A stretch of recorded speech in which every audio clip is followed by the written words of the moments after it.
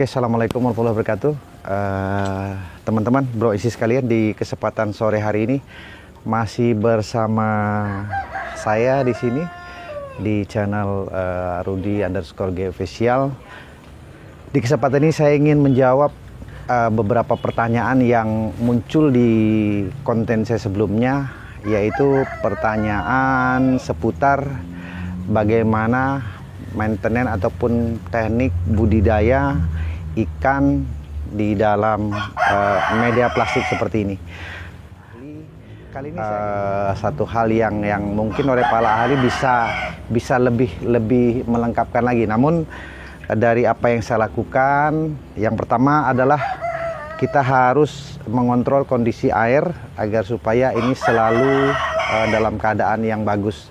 Nah, biasanya tahapannya yang saya lakukan adalah kita melakukan teknik sipon. Sipon ini adalah bertujuan untuk mengangkat bagian kotor atau amoniak yang berasal dari pakan atau berasal dari kotoran ikan sendiri yang berada di bawah dengan menggunakan alat selang. Nah, kemudian setelah ini air berkurang, ini tadi sudah saya kurangi setengahnya.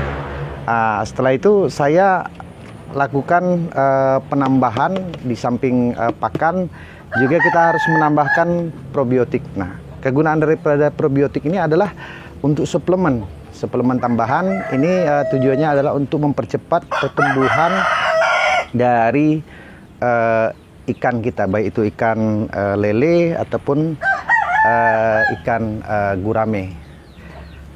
Sejauh ini hanya itu yang saya lakukan. Nah, nanti saya akan berikan contoh cara melakukan sipon dan cara pemberian probiotik.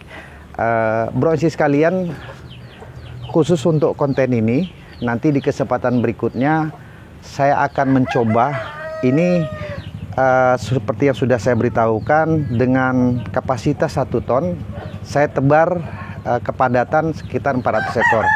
Nanti saya akan uji coba setelah ini panen, saya akan tebar 2 kali lipatnya, bahkan mungkin nanti sampai 1000. Nah, tentunya ada perlakuan khusus. Nah, di sini yang ingin saya katakan, bahwa di kesempatan berikutnya saya ingin memadukan dengan bidang perikanan ini. Artinya katakanlah per meter square dengan tanpa aerasi atau tanpa aerasi saya biasa tebar 400, saya akan coba nanti di 1000. Dengan asumsi saya akan tambahkan semacam aerasi ataupun oksigen, yang dimana sumber listriknya nanti saya akan padukan dengan solar cell, yaitu salah satu sumber listrik energi terbarukan yang memang ketersediaannya di sekitar kita, terutama energi matahari. Indonesia dikaruniai dengan kondisi geografis yang seperti ini di bawah khatulistiwa. Alhamdulillah, perputaran dari mulai matahari terbit sampai dengan terbenam itu kita bisa menikmati minimal 4 sampai dengan 6 jam. Artinya bisa kita konversi menjadi energi listrik. Oke, tentunya itu kita akan bahas. Oke, bro isi sekalian, tahap pertama seperti saya jelaskan tadi adalah tahap sipon. Nah, sipon ini saya biasa gunakan selang ya. Ini hanya untuk gambaran saja. Nah, selang ya. Nah, selang ini kita kuras atau kita masukkan posisi pada bagian bawah. Nah, bagian bawah, sehingga kotoran yang bagian bawah ini akan terangkat keluar. Kita harus mengarahkan posisi si selang bagian bawah agar supaya tersebar merata ke bagian sudut-sudut kolam, agar supaya kotoran berupa lumpur atau amoniak pakan di bagian bawah ini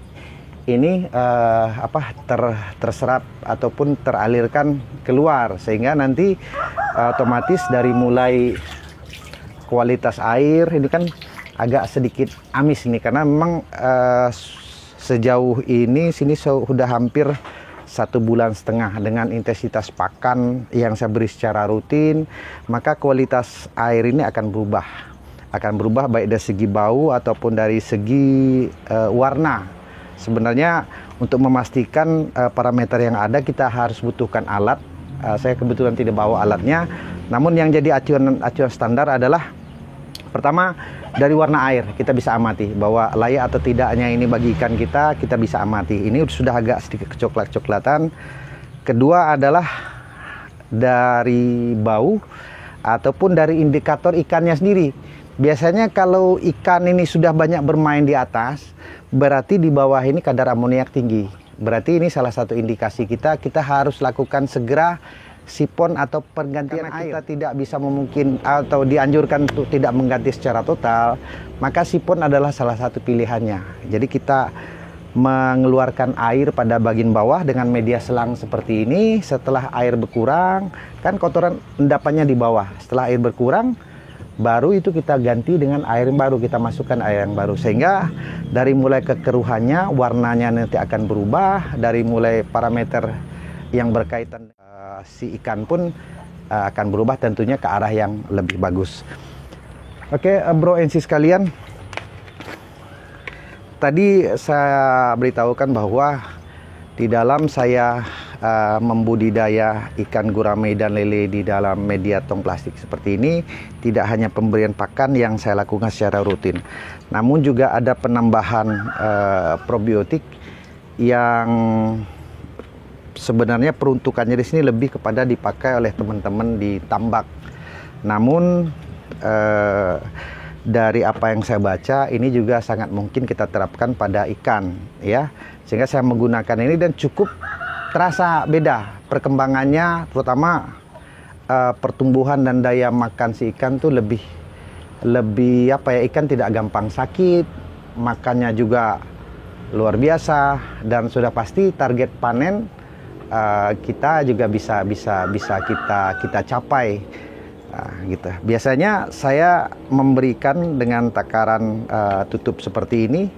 Biasanya ini harus ada wadah, cuman nggak apa-apa, kita bisa langsung aplikasikan, ya. Dua tutup seperti ini. Ini pada kolam gurame juga sama, ya.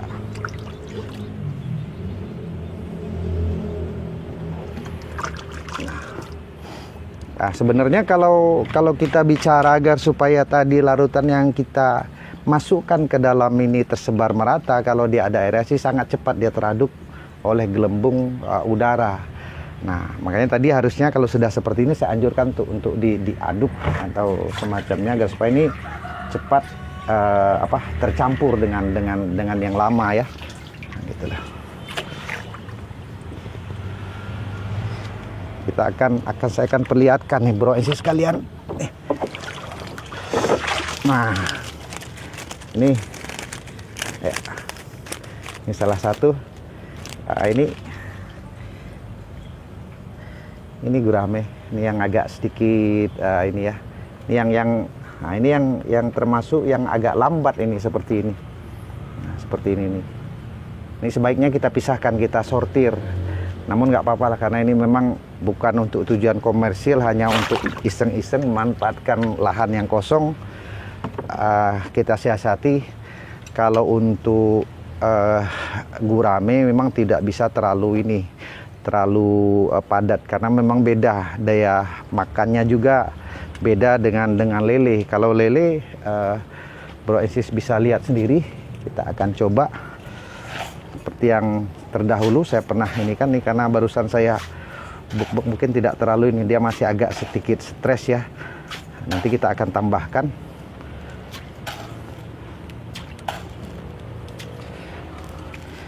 Oke, bro and sis sekalian, khusus untuk manajemen air ataupun manajemen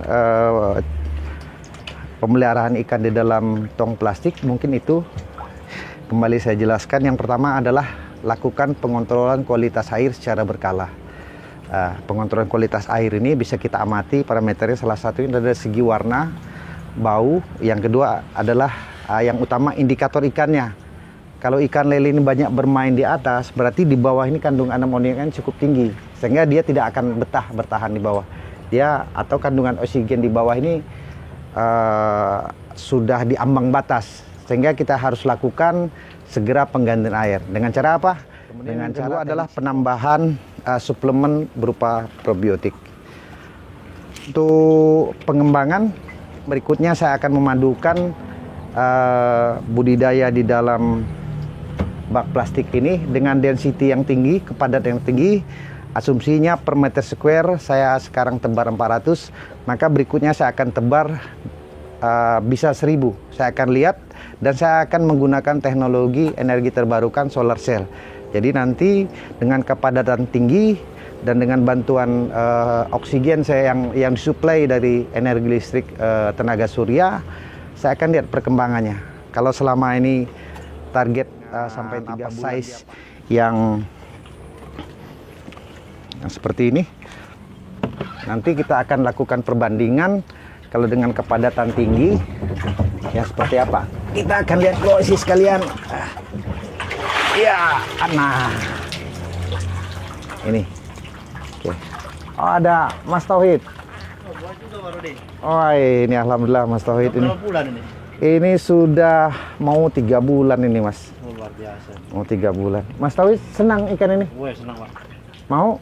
Boleh, boleh Pak. Oh, boleh nanti saya ini kan ini Mas Tauhid ini agak sedikit masih bervariasi ini karena saya tidak rutin bro sekali memberikan pakan ini. Kadang pagi saya berikan, sore kelewat, atau sore saya berikan, pagi kelewat. Ya maklum lah agak sedikit kesibukan ya. Jadi benar nih, senang Mas Tauhid? Ya, senang Pak. Senang ya. Kalau makannya hangat-hangat ini, waduh, mantap. Luar biasa, mantap ya. Oke, bro sekalian, kebetulan ini tetangga Pak Ustadz kita senang rupanya. Kita akan coba bagi ya. Adanya mana nih Mas Tauhid ya? Ntar ya. Ah ya, oke. Tauhid ya. Nih yang aduh.